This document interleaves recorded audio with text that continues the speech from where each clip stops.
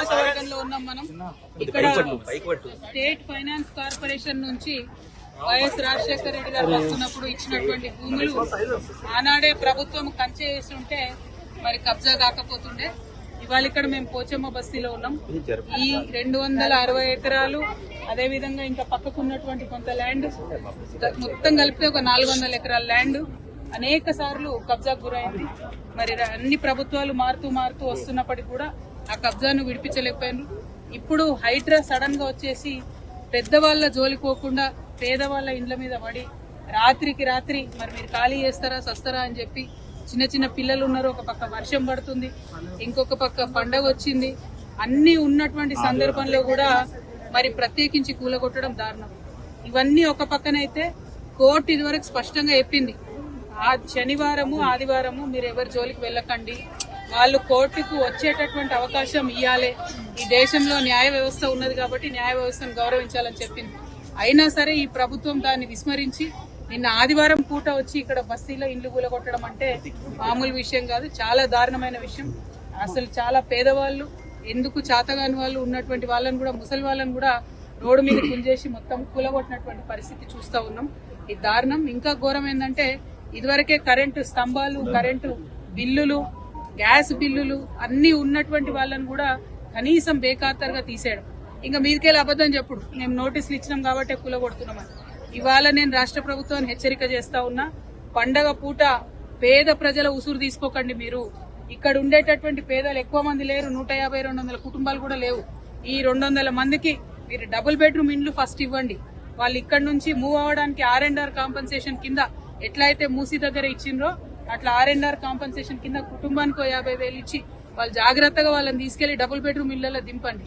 కానీ మీరు ప్రభుత్వం ప్రజల పక్షాన ఉండాల్సింది దౌర్జన్యంగా వాళ్ళ ఇండ్లు కూలగొడతా ఉంటే ఈ ఉసురు తగలక మానదు మీ ప్రభుత్వానికి. మిమ్మల్ని హెచ్చరిక చేస్తా ఉన్నాం. మీరు మళ్ళా 6వ తారీఖు లోపల వస్తామని చెప్పి హైడ్రా వాళ్ళందరూ వచ్చి ఇక్కడ వాళ్ళని బెదిరించిపోయినట. 6వ తారీఖు లోపల మీరు ఖచ్చితంగా డబుల్ బెడ్రూమ్ ఇండ్లు వాళ్ళకి ఇవ్వాలి. ఇచ్చిన తర్వాతనే ఇక్కడికి హైడ్రా రావాలి. ఒకవేళ డబుల్ బెడ్రూమ్లు ఇవ్వకుండా మళ్ళా హైడ్రా వస్తే ఆ బుల్డోజర్ కి ఎదురుగా నేనే పడుకుంటా అని కూడా ఈ సందర్భంగా మీకు తెలియజేస్తూ, ఈ బాధితులు వాళ్ళ వివరాలు అన్ని తీసుకొని నేనే వస్తాను. హైడ్రాకి రమ్మంటారా, ఎక్కడికి రమ్మంటారు, ఎట్లా రమ్మంటారు అనేది మీరు చెప్పండి.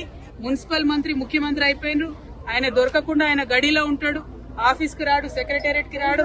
ఎక్కడికి పోయి ఇవ్వాలి ప్రజలు, ప్రజాపాలన అని చెప్పిండ్రు. అక్కడ రోజు ఉంటే వచ్చి అప్లికేషన్లు ఇవ్వమన్నారు. అక్కడికి ఒక్కసారి వచ్చిండు ముఖ్యమంత్రి గారు లాస్ట్ 2 సంవత్సరాలలో. మరి పేద ప్రజలు పోయి కష్టాలు ఎక్కడ చెప్పుకోవాలి? మేము ఇక్కడ వీళ్ళందరి వివరాలు కలెక్ట్ చేస్తున్నాం. దాదాపు 200 కుటుంబాలు ఉన్నాయి. ఆ మొత్తం వివరాలు తీసుకొని మీ దగ్గరకు వస్తాం. మళ్ళా బుల్డోజర్ వచ్చే లోపల వీళ్ళకి డబుల్ బెడ్రూమ్స్ ఇవ్వాలని కూడా నేను డిమాండ్ చేస్తా ఉన్నాను. ప్రజాప్రతినిధులు, అధికారులు అందరితో వీళ్ళు కబ్జాలు చేస్తారు. కబ్జా ఎక్కడదండి? కబ్జా ఎవరు చేసిరు? అరికపూడి గాంధీ గారు చేసిరు 12 ఎకరాలు. దాన్ని తీయమనండి దమ్ముంటే ఫస్ట్.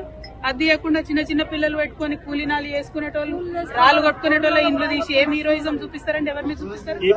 ఇప్పుడు అంతకుముందు ఇక్కడ వెంచర్స్ చేసి అమ్మిండ్రు బ్రదర్, మీకు తెలియదా? మీరు లోకల్ రిపోర్టర్స్. అంతకుముందు వెంచర్స్ చేసి అమ్మిండ్రు. కొంతమంది డబ్బులు ఇచ్చి కొనుక్కున్నటువంటివి ఉన్నాయి. 5 లక్షలు 6 లక్షలు కట్టి రూములు కొనుక్కున్న వాళ్ళు ఉన్నారు. మరి ప్రభుత్వం వాళ్ళకి 6 లక్షలు ఇవ్వమని చెప్పండి ఇక్కడ నుంచి ఎలా కొట్టేటప్పుడు. అంటే నేను అనేది ఏంటంటే ప్రభుత్వం ఫేర్ గా ఉండాలి. ఏ ప్రభుత్వంలో కబ్జా జరిగినా కూడా తప్పే ఫస్ట్ ఆఫ్ ఆల్.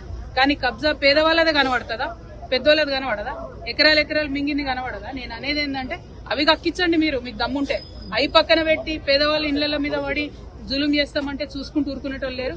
నేను మళ్ళా చెప్తున్నా, 6వ తారీఖు లోపల వస్తామని చెప్పి వార్నింగ్ ఇచ్చిరట్టు ఇక్కడ వాళ్ళకి. 6వ తారీఖు లోపల మీది నిజమైన ప్రభుత్వం, ప్రజల ప్రభుత్వం అయితే ఇక్కడ బిడ్డలందరికీ మీరు డబుల్ బెడ్రూమ్ ఇండ్లు ఇవ్వండి. ఇవ్వకుండా